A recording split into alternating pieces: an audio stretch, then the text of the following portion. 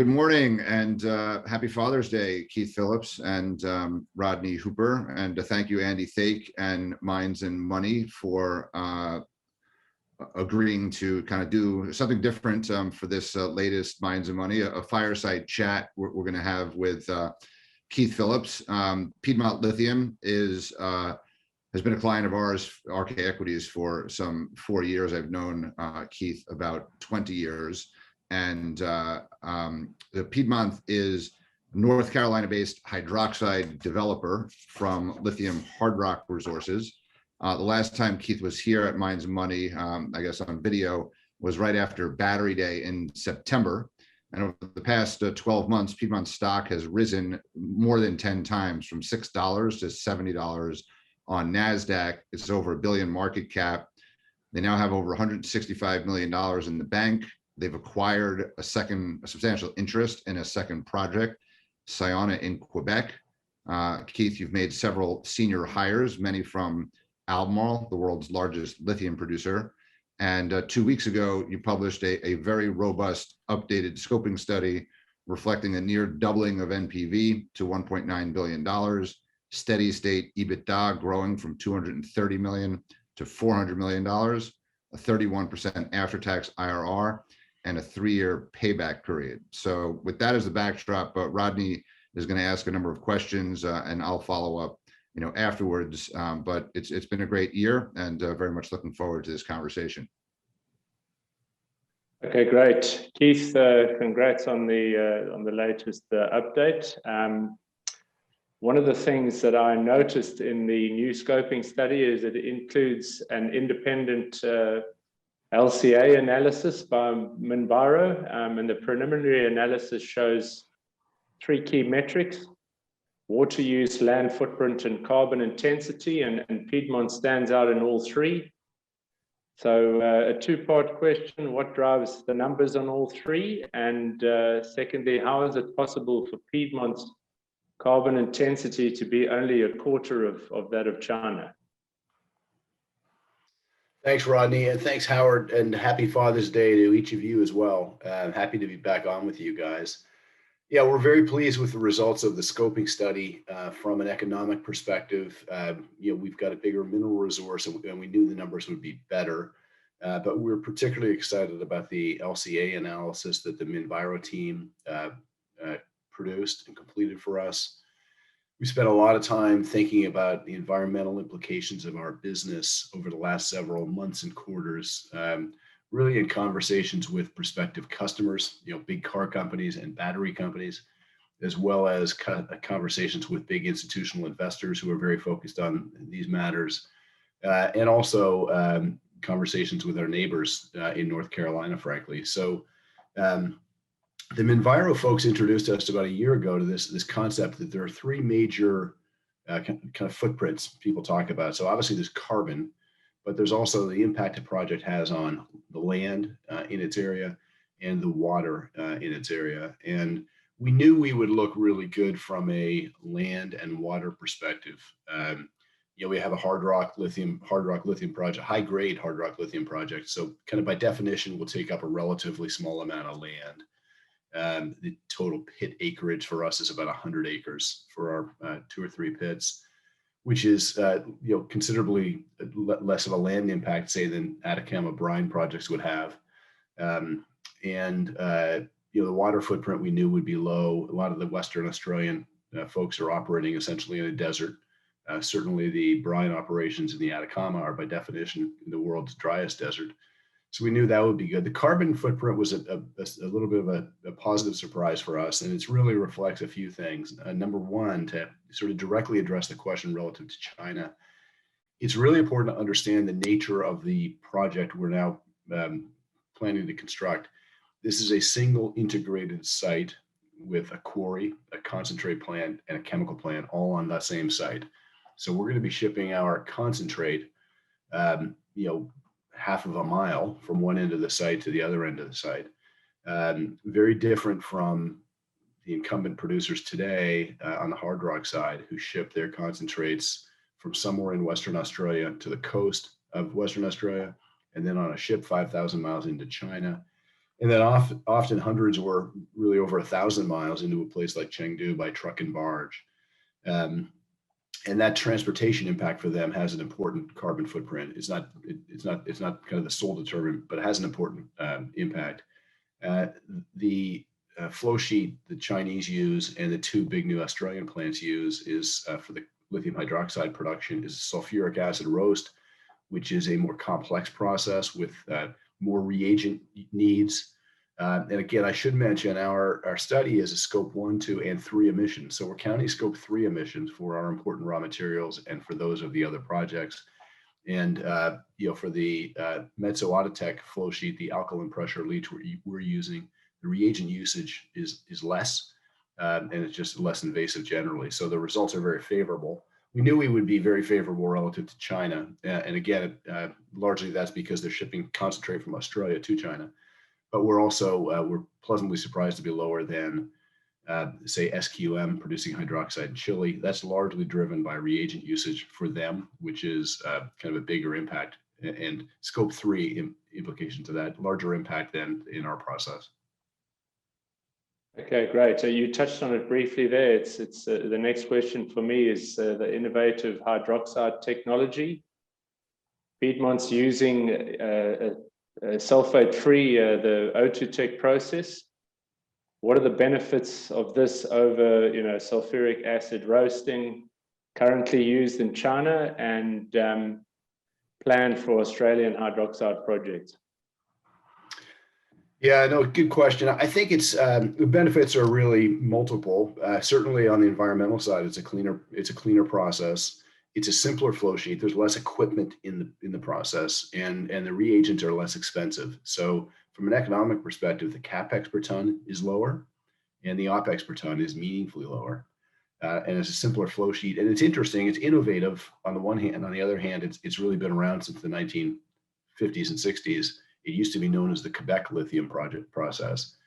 There are others we know, some of whom are folks that you know well also, who are utilizing this flow sheet in their studies and in their project.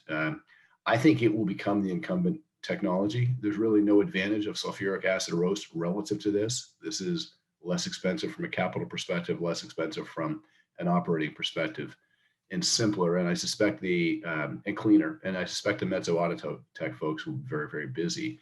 Now our team is working hard with them, and like always happens in plants like this, there will be some proprietary improvements that we'll make to the process that we're very focused on making sure are our IP and are shared with others.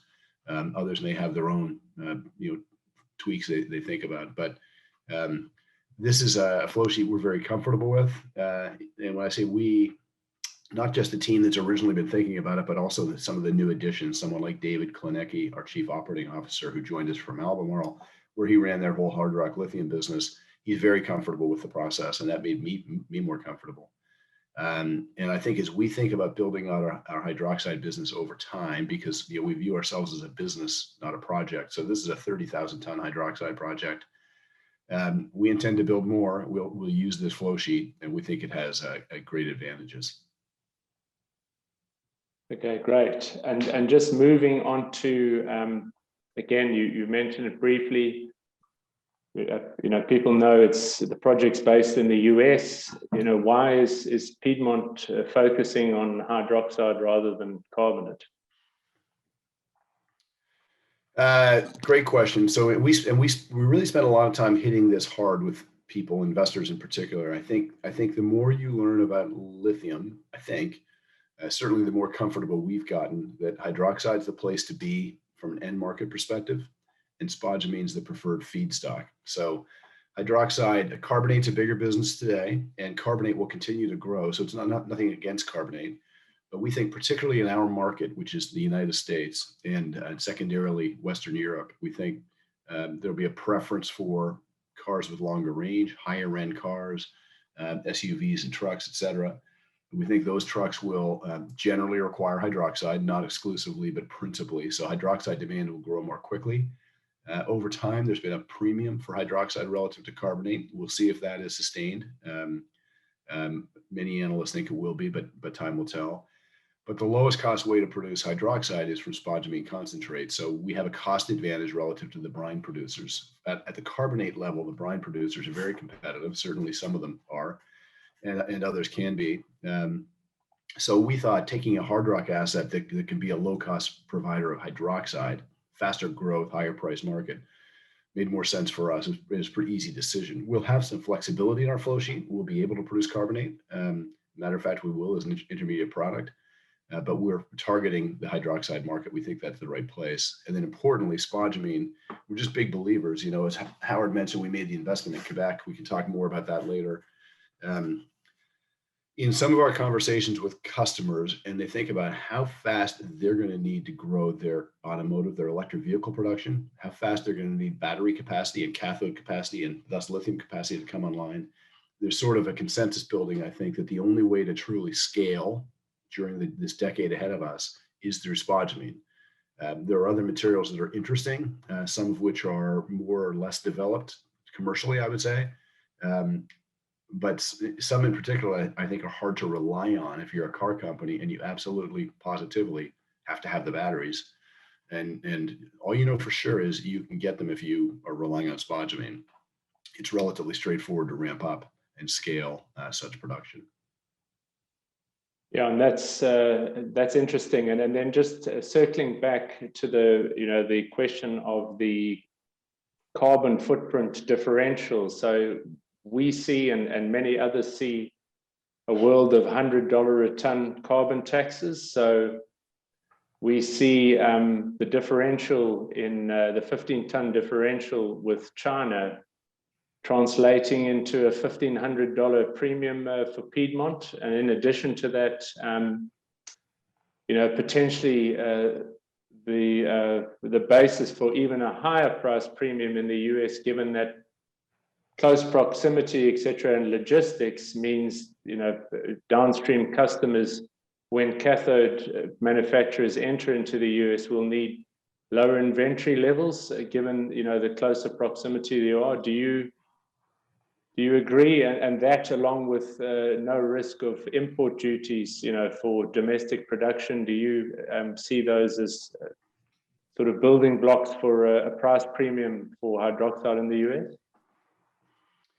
I do. It's very interesting. I think you've laid out all the reasons which we agree with. We haven't assumed a price premium in our modeling. We briefly toyed with that idea.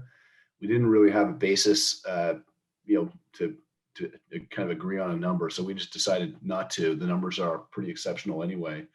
Bottom line, as we think about it, anybody consuming lithium hydroxide in the United States will prefer a domestic supplier for just all sorts of reasons.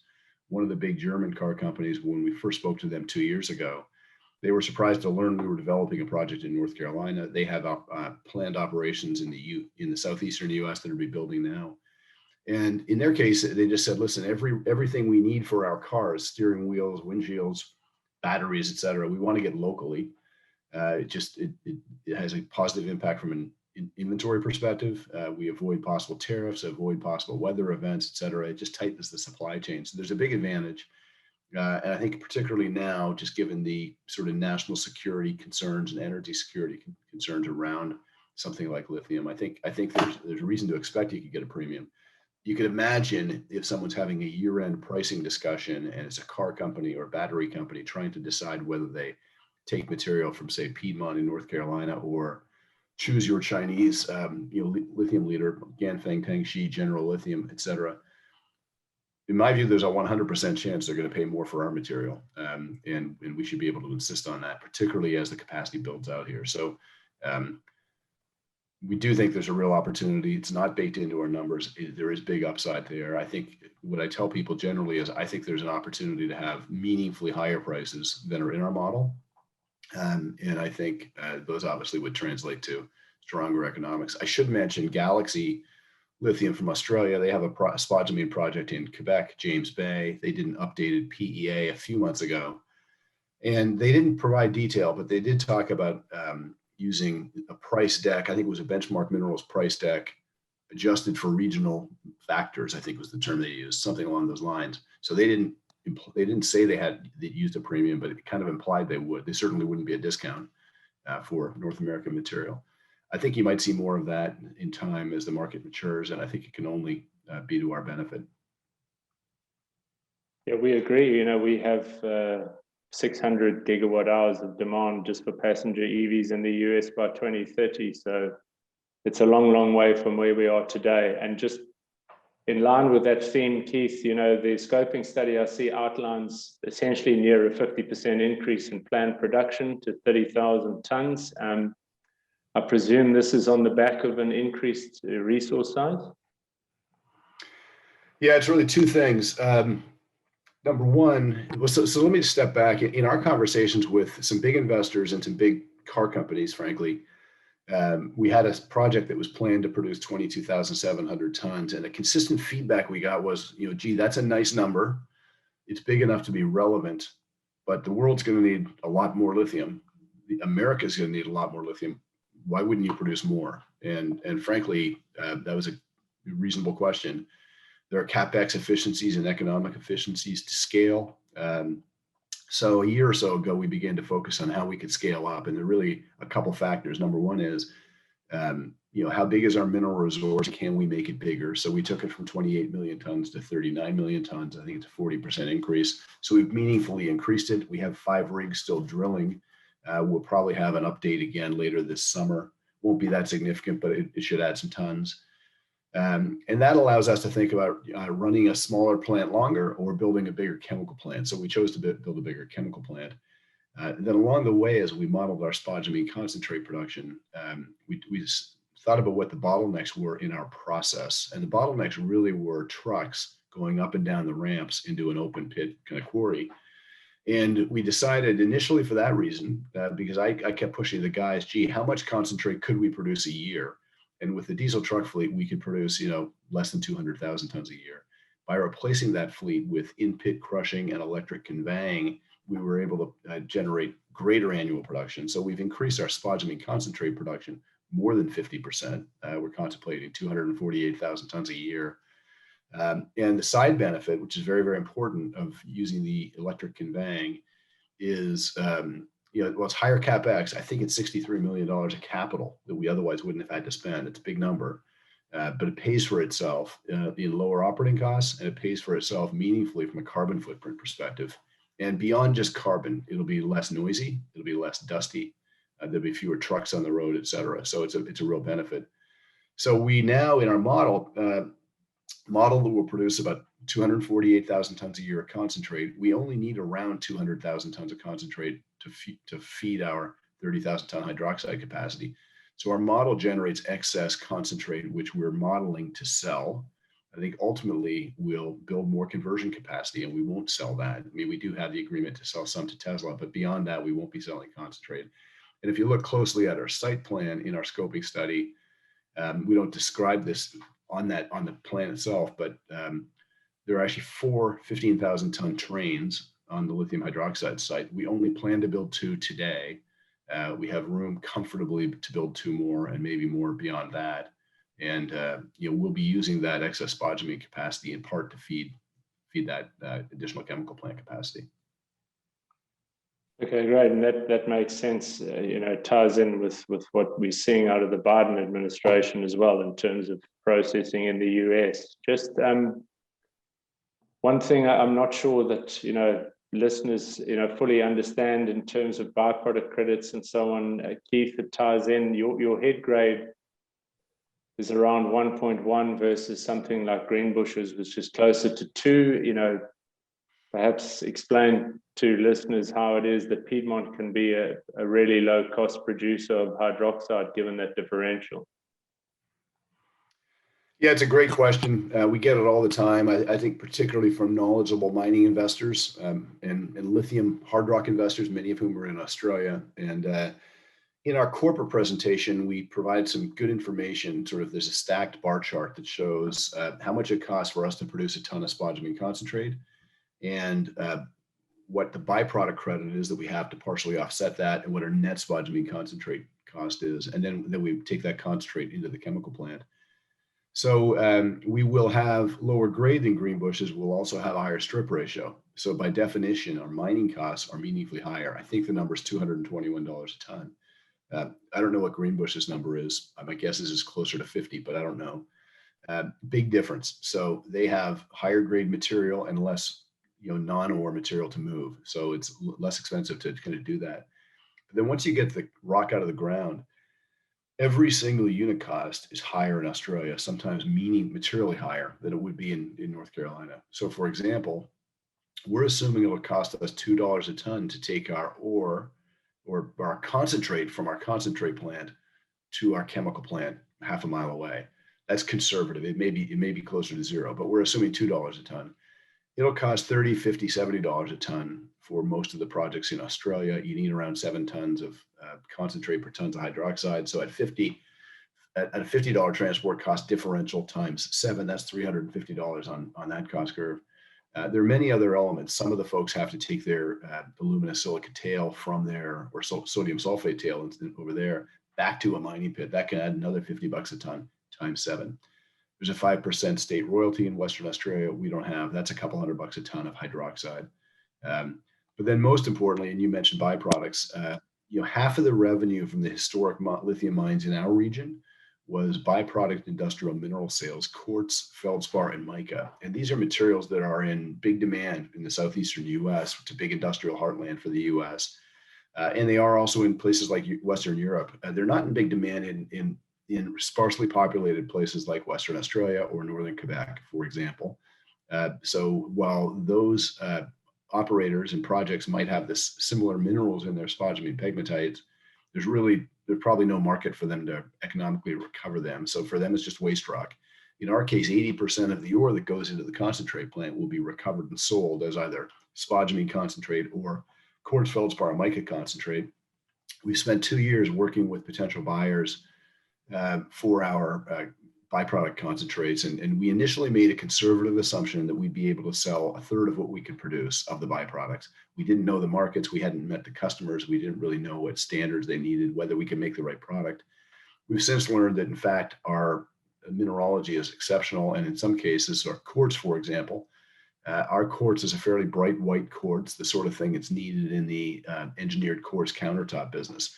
We currently import much of that material from India and Turkey because we don't have a lot of bright white quartz in the US. We do at our project. We have customers in the southeastern US who want it. So we're talking to building products companies, solar glass companies for quartz, ceramic tile companies, joint compound producers, et cetera.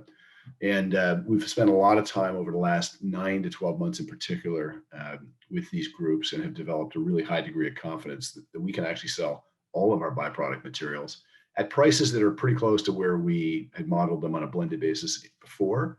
But net, the economics are very, very significant. It results in, I think, $165 credit to our spodumene concentrate costs, and results in us being, we believe, on a net basis, net of byproducts, the lowest cost spodumene concentrate producer in the world, which is obviously great. And that feeds right into our low cost hydroxide business. Excellent. I should add, Rodney, I'm confident that I'm hopeful and confident at the same time that we'll be announcing offtake agreements on these byproducts in the coming months, possibly before our definitive feasibility study is published in late September, possibly later in the year. We're quite advanced, and the interest is quite high. That's great. I'm going to add just a little bit on Greenbushes. I mean, there is tantalum, but Albemarle and Talison don't get that tantalum credit. It goes to a different entity. So that is also why Piedmont is cheaper. I'm going to run into a number of other questions here, Keith. So also on the tax side, royalties and corporate taxes in America are cheaper than they are in Australia. So all of those things, net after tax cash flow is ultimately what investors really should be looking at, not even just, what is the cash cost. But going to the revenue side, the 2021 study you used, maybe you could tell us the price assumptions you used for spodumene and hydroxide, but they're similar. I think the spot prices Are you seeing increased interest in offtake at pricing around these study assumptions? I'd say yes. So we have we're in constant communication, have been for really a few years, but particularly for the last year. You know, Austin Devaney, whom you guys know, joined us July 1, 2020. He had been the head of lithium sales for Albemarle and previously Rockwood for a total of 9 years. Austin is fantastic, and he knows all the customers, certainly the big cathode producers, battery companies, and car companies. So we're in a steady dialogue. We have regular calls with most folks.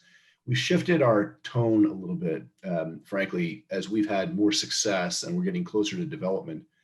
And as the market has tightened, as we hoped it would, we're less and less focused on signing up a quick offtake agreement just for a news flash. We're more focused on developing real strategic relationships with potential off-takers. So today, frankly, we don't have any lithium for sale, and partly because we're not producing any, but partly because we're not willing to commit lithium today on a long-term basis to anybody unless they offer very, very compelling terms. We're confident that the closer we get to development, and which means finishing a definitive feasibility study, finishing off all the local state permitting, and funding the project, we're going to get to a stage where the market will be tighter and tighter, and all the folks we've been talking to will kind of come to the realization, gee, this is actually going to happen. These guys are going to be a low-cost source of clean lithium hydroxide in North Carolina, not too far away. We need to be part of this. We can talk more about it later, but we have engaged bankers, and we are going to be talking to folks about possible strategic investment opportunities. And if there are, say, two major car companies, and one would like a supply agreement and are willing to pay X per ton for 5 years, and the other would like a supply agreement and are also willing to pay X per ton for 5 years, but might want to fund 20 or 40 or 50% of our project, we're going to want to talk to the second party. And we're just now at the stage where we're going to begin those conversations, and we'll see where those lead. But I think it's fair to say that certainly the battery companies have always told us that they thought lithium prices had to be higher. That in fact, no one was building new capacity. Demand was obviously going to go up significantly, and this is a reality that's now come to pass. And they've kind of understood that from day one. They've been in the business forever. I think some of the car companies who are more recently getting into procurement themselves have, some of them I would say have been taken a little by surprise. They're used to being, the big dog in the negotiation. They're the big car companies who have big buying power, numerous possible suppliers, and they leverage that power as they should, as you'd expect them to. I think in lithium, it's going to be a little different. There are a number of major auto companies in the world, say 12 major global auto companies, plus Tesla and all the new upstarts in the electric vehicle business. There aren't going to be 12 sources of lithium supply in the United States. There might be, in my view, 2 or 3 or 4, maybe, lithium hydroxide suppliers. So we think we're in an interesting strategic position, and we hope to be able to capitalize on that. Well, that's great. You addressed some of the questions I had upcoming. Just like, what is the timeline? The CapEx of the project has grown to 800 million. You have appointed, you said in your last press release, both JP Morgan and Evercore, for this strategic process. I guess what is their overall mandate? You mentioned kind of like VW and some other companies. I see they make investments all the time, like VW's in QuantumScape, others are in solid power. You're seeing auto companies write checks downstream. Where are they? Upstream, and again. So I guess just what do you hope out of this process, and what's the timing, I guess, to fund the initial Piedmont project? And separately, I want to ask you about like Sayona and Quebec and potential for further consolidation, in the Northeast. Sure. So the mandate with Evercore and JP Morgan is very much focused on the Carolina Lithium project. So that's our core project in North Carolina, with 800+ million of CapEx, as you rightly indicated. DFS should be complete at the end of September. So we're looking for kind of to bring our strategic process and financing process to a head in the fourth quarter, I would say 2021, so later this year. And we don't have a clear path as to what we want. I mean, we don't have a target. We're not going out to people and saying this is what we need. We're willing to sell a 20% stake for X, or we're not going out with that. We're really going out to develop broad interest in the project, and we're going to a number of entities, some of whom would be obvious: big car companies, big battery companies, big cathode companies, maybe other lithium companies. Others of whom might be less obvious: big oil companies, big chemical companies, big mining companies. We're not really focused on private equity capital right now. There's lots of that. We can go do that if we need to. There have been some investments by big oil companies around the world in lithium, in Argentina, in some other parts of the world, as you guys know. We've had one dialogue with an active oil refinery business that was very constructive. So we'll see what interest is generated. The plan is to really go out and begin the process of educating people on what Piedmont Lithium is, what the opportunity is. Why should you care about lithium? If you're going to care about lithium, why should you care about Piedmont? You should care about lithium because it's going to be a fast growth, high margin business. Generally, if you're, say, Dow Chemical or a big chemical company. If you're an oil company, maybe you should care because it's going to be an important source of the energy that fuels transportation in the future, which is something you've been doing along the way. But then increasingly once people understand that it's a business they should think about, we want them to understand why they should care about Piedmont. And to us, that all comes down to, we're going to produce lithium hydroxide from spodumene concentrate at low cost with a very clean footprint in North Carolina. There's nothing new to our process. There's no newfangled raw material source that's never been commercialized. We're not in a difficult part of the world. It's pretty easy. So we'll be interested to see what people come up with. There have been a number of joint ventures. They're very common in the oil and gas business. There have been some in the lithium business. So we'll see. And what we're really looking for is we want to find strong partners who really have a lower cost of capital than we have, say, and can fund our business, fund the North Carolina project on a basis that's less dilutive than we might otherwise have to do ourselves. But time will tell. We're not really sure. I would say I'm very optimistic. I expect interest to be quite high, but I don't have great clarity right now on kind of where the process will end up. I hope to have a lot more clarity by, say, Labor Day. Kind of reminds me a little bit, Mineral Resources ran a process. I think they had appointed Macquarie, which ended up in Albemarle kind of coming in for Wodgina. That wasn't an integrated project like yours is, but from the timing perspective, a few years ago, and the scarcity of that project, I could see a similar competition, for partnership and getting attractive. And Wodgina was a very strategic asset given its scale, and I think Albemarle paid a big price to become an investor in that project and kind of control its destiny and kind of control their own raw material supply for years to come. So that was, I think, it was a deal that many people panned at the time. I think it was a brilliant deal, frankly. I hesitate to think what spodumene concentrate prices might be today had they not bought it and had they let someone else buy it, the Chinese or a new entrant. So I think it was a great strategic deal for them, and I think it was beneficial for the industry. And I don't know for sure, but the initial deal they cut was to pay 1.15 billion for half the project. I suspect that was sort of 50% of NPV. Our NPV is $1.9 billion. So conceptually, if somebody wanted to pay half of NPV, say 950, to buy half of Carolina Lithium, and then we would each fund our share of development, that's the sort of thing that could be quite interesting. I'm not saying that's where we'll end up. And our asset is quite different from Wodgina, as you point out. It's they had talked about integration up in the Pilbara, but it never, in my mind, really made any sense. But it was a very large ore body. So from that perspective, it was strategic. What's strategic about our ore body is it's the only spodumene project in the United States, full stop. And we think people will care about that. We think it's the single most strategic lithium asset in the world, given that location. It'll be low cost, ultra low cost, ultra clean as these things go, and just surrounded by really important customers. Okay, great. And any update on Sayona and North American Lithium process? And do you see scope, I guess, for further consolidation of hard rock projects? I mean, you have a second project. Do you anticipate having a third or fourth project, down the road? So on Sayona, we made an investment in January. We own 19.9% of Sayona Mining, the Australian public company. We own 25% of Sayona Quebec, which is their Quebec operations. So we have essentially a 40% economic interest in their Quebec business. They also have some gold and lithium exploration properties in WA. We're very happy with that investment. As many people know, it's in the public domain. Sayona Quebec is pursuing the acquisition of North American Lithium, which is currently on care and maintenance and in bankruptcy, but had been operating. We visited there 3 years ago when they were operating.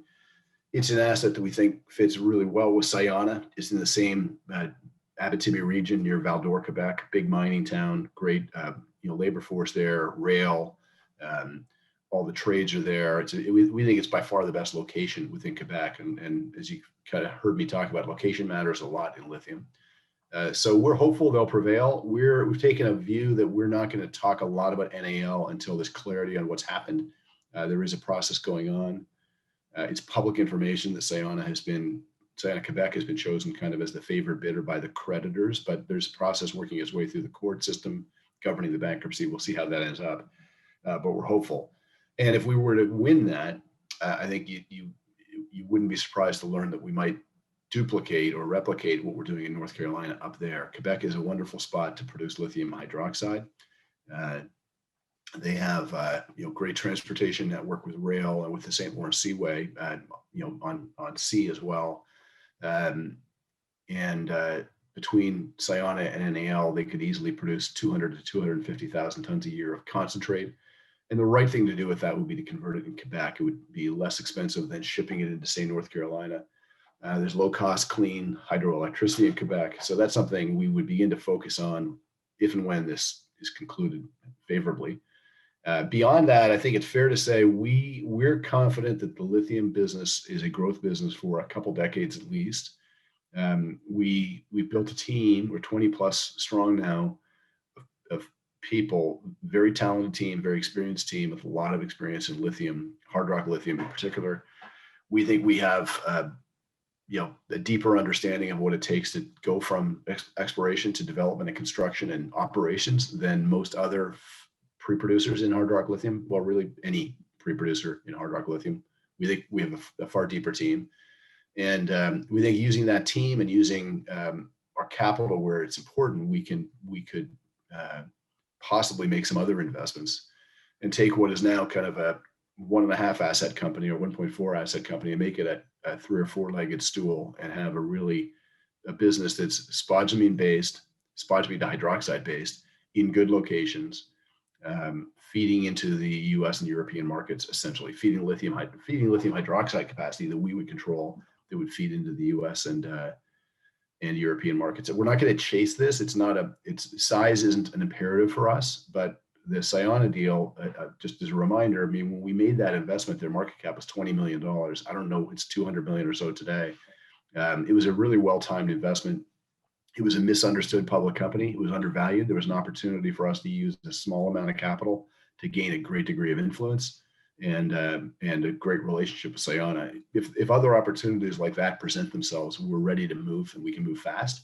And we are, in fact, in conversations with a number of potential parties to do similar things. So I'm hopeful that we'll be able to add additional high quality assets, spodumene based in good locations, which would feed our grander hydroxide objectives. We would like to be the biggest lithium hydroxide producer certainly in North America, and certainly in the US, and maybe ultimately in Western Europe.